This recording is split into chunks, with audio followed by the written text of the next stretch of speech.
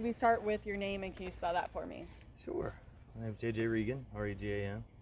And JJ is just J dot J dot, or is it JJ? Yeah, J dot, J dot. Okay, all right, just so we know. And your title with the Knights of Columbus? I'm the financial secretary for the Knights of Columbus Awesome. in Greenville, Council 6600.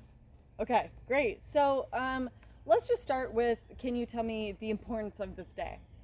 So Columbus Day was originally proclaimed by President Benjamin Harrison, and it was because there was a lynching of 11 Italians that happened in the South. During the time, there was a lot of anti-immigration, anti-Catholic rhetoric and sentiment in the United States, and so he proclaimed it because Columbus was a Italian Catholic explorer, and so fast forward a little bit, and that was originally why it was celebrated. But then after that, the biggest opponents to Columbus Day were actually the Ku Klux Klan. The Ku Klux Klan has been against Catholics as long as they've been around, and fast forward a little bit further, and now most of the pushback that you get for Columbus Day is from, I would say, Native Americans and left-wing political parties. That's typically who you see it from nowadays. Does that answer your question? Yeah, it does. And I wanted to ask about that controversy. So, what are your thoughts on people not wanting to call it Columbus Day anymore? So my thoughts on it are, obviously I'm Knights of Columbus. My thoughts on it are, yes, it's absolutely horrible what happened to the Native Americans. I mean, you can't say anything other than that, right? But I feel like, Columbus himself has been cast in a horrible light, whereas he's responsible for the deaths of millions and millions. And typically, or what happened was that 90% of Native Americans died due to disease, communicable disease, because they didn't have the immunity from all the livestock and animals and stuff like that over in the old world, and all the diseases that were brought over to the new world. Around that time there was bubonic plague and stuff like that going on. Sorry, I'm like, no worries.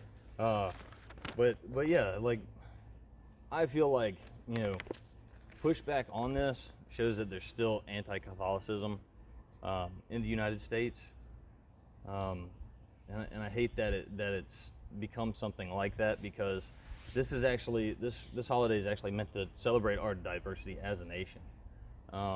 There's a Native American Heritage Day that is a national day right now. It's not a holiday, which I think it should be, but it's celebrated on the same day as Black Friday, right? So I think that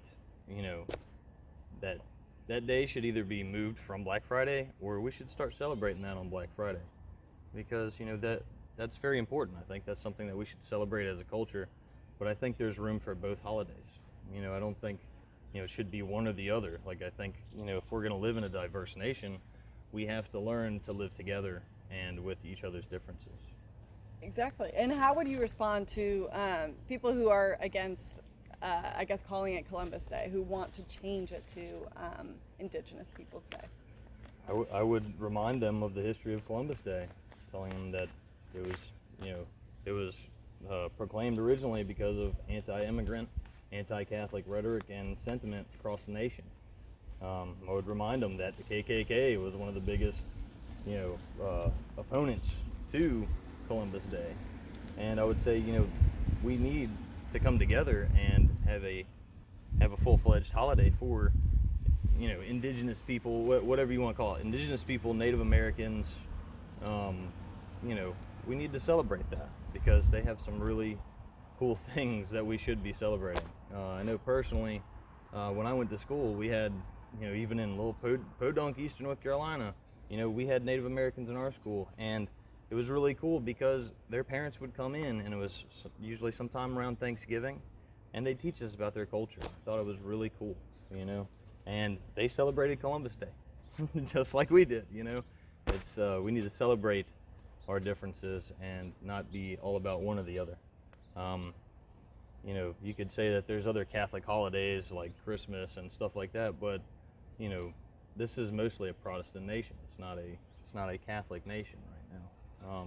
Even though Christopher Columbus was a Catholic, it is not a Catholic nation.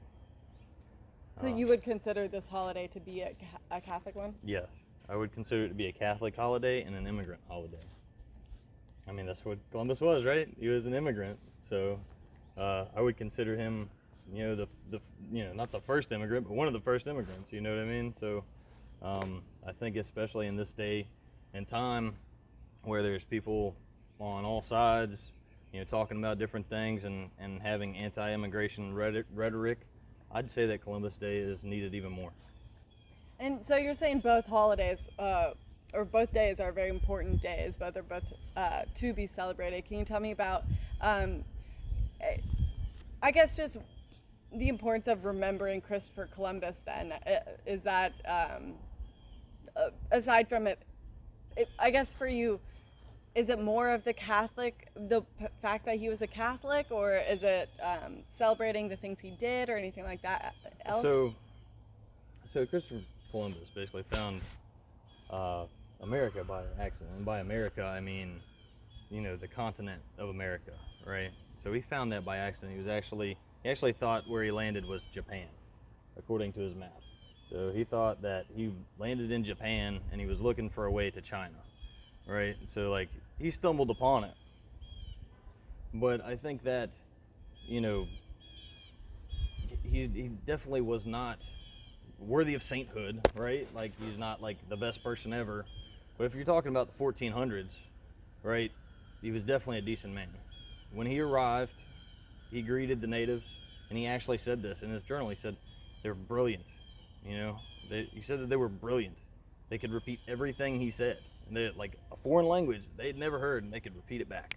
You know, he didn't think low of the natives. You know, and I think that's something that's not, you know, said that much. Like, you know, they always, you know, you always hear people say that, you know, he thinks that they were savages and stuff like that, and it couldn't be further from the truth. Like he really thought that they were really smart, and he wanted to convert them to Christianity. You know what I mean? That's what he wanted to do. You know, obviously some other people didn't have those same opinions, but as Catholics, that should be the way that we profess our faith, is that we know that everybody is worthy of life and love, and no human being is lesser than the other. So. Well, and anything else that we missed that you want to add about this? Yeah, I want to talk a little bit about the Knights of Columbus. Okay. So, Michael J. McGivney, he picked Columbus as our namesake because at the time there was so much anti-Catholicism and anti-immigration sentiment and rhetoric in the country. Columbus was a hero not just to North America, but also South America.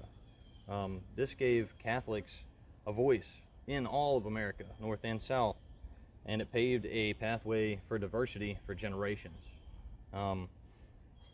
In 2018, our organization gave $185.7 million in donations, and we had 76.7 million hours, million volunteer hours. Also, our councils are in the U.S., Mexico, Canada, the Philippines, Dominican Republic, Puerto Rico, Panama, the Bahamas, South Korea, and more. We have close to 2 million members. We're most seen in the media for helping with the Special Olympics.